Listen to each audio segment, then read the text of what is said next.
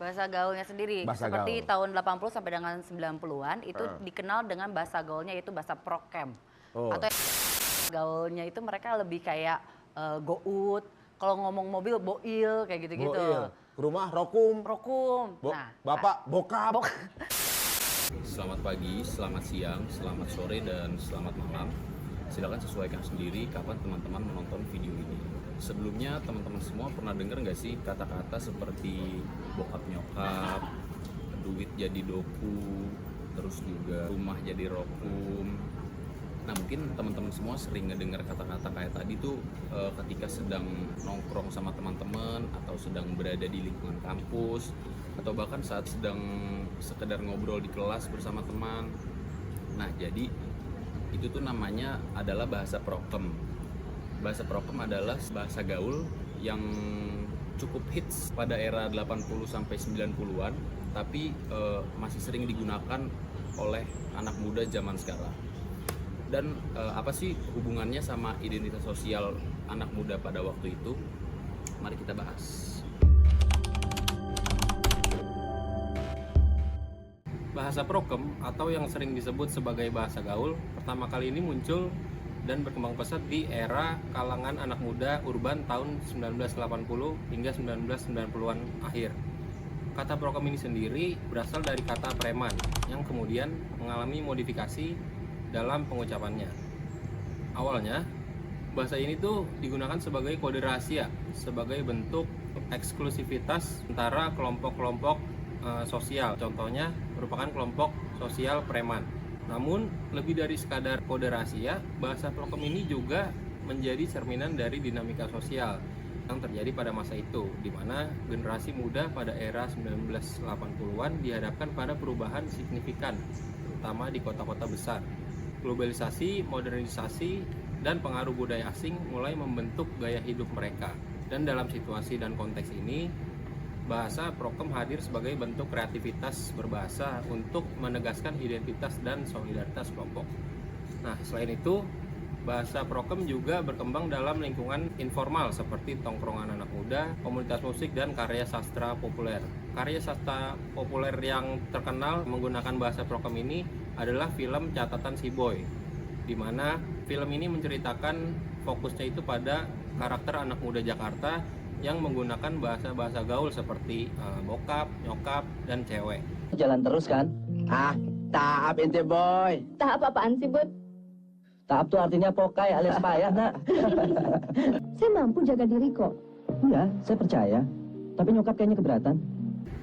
Nah, dengan demikian, bahasa prokem ini bukan hanya fenomena linguistik biasa, tetapi juga menjadi simbol dari semangat anak muda untuk membangun identitas sosial mereka di tengah perubahan zaman. Fenomena ini adalah cerminan dari bagaimana bahasa berkembang seiring dengan perubahan sosial dan budaya.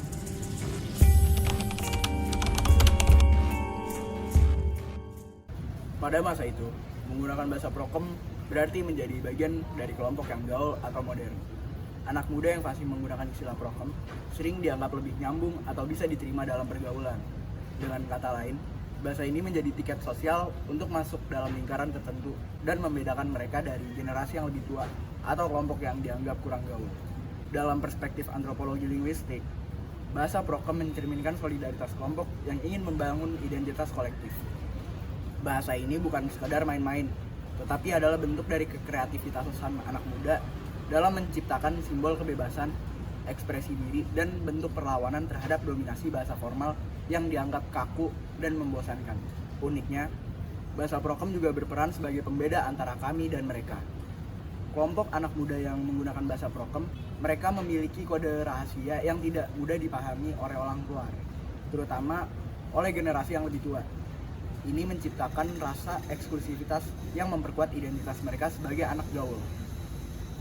Dari sini kita dapat melihat bagaimana bahasa prokem menjadi lebih dari sekedar tren.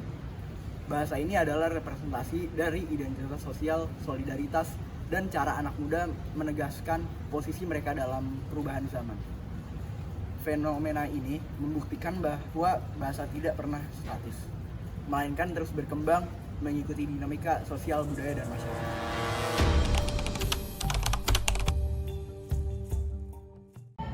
setelah kita memahami identitas sosial yang diusung oleh bahasa Prokem, mari kita coba lihat fenomena ini dari sudut pandang antropologi linguistik.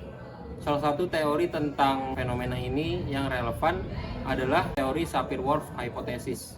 Jadi pada intinya Sapir-Whorf hypothesis ini menyatakan bahwa bahasa itu nggak cuma mencerminkan cara kita berpikir, tapi juga membentuk cara kita berpikir. Nah, dalam konteks fenomena ini, istilah seperti kata bokap dan nyokap menggambarkan cara generasi muda pada masanya memandang realitas dengan lebih santai, informal, dan dekat dengan lingkungan sosial mereka sehari-hari yang tentunya relevan.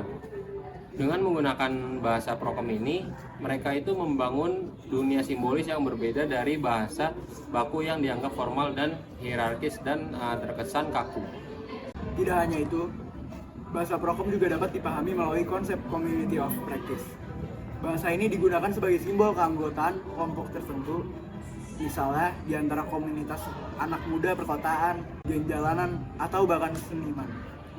Menggunakan bahasa Prokem menjadi penanda identitas yang memisahkan mereka dari kelompok sosial lainnya, seperti orang tua, pejabat, atau masyarakat konservatif. Dalam hal ini, bahasa bukan hanya alat komunikasi, tetapi juga cara untuk menunjukkan solidaritas dan membangun koherensi kelompok. Selanjutnya, kalau dari perspektif teori speech act, bahasa Prokem tidak hanya berfungsi untuk menyampaikan informasi, tapi juga sebagai alat untuk melakukan tindakan sosial. Misalnya, ketika seseorang menggunakan bahasa Prokem dalam lingkungan yang dianggap formal, itu bisa menjadi tindakan simbolis untuk menantang norma dan tatanan sosial. Di sisi lain, bahasa ini juga berfungsi untuk mempererat hubungan interpersonal, misalnya melalui humor atau candaan antar teman. Bahasa Prokem menjadi sarana untuk menciptakan suasana yang cair dan akrab. Dengan mengaitkan fenomena bahasa Prokem dengan konsep seperti Sapir-Whorf hypothesis, community of practice, dan speech act, kita dapat memahami bahwa bahasa Prokem bukan sekedar variasi bahasa. Ini adalah fenomena budaya yang kompleks, mencerminkan cara berpikir, solidaritas kelompok, dan tindakan sosial masyarakat pada era tersebut.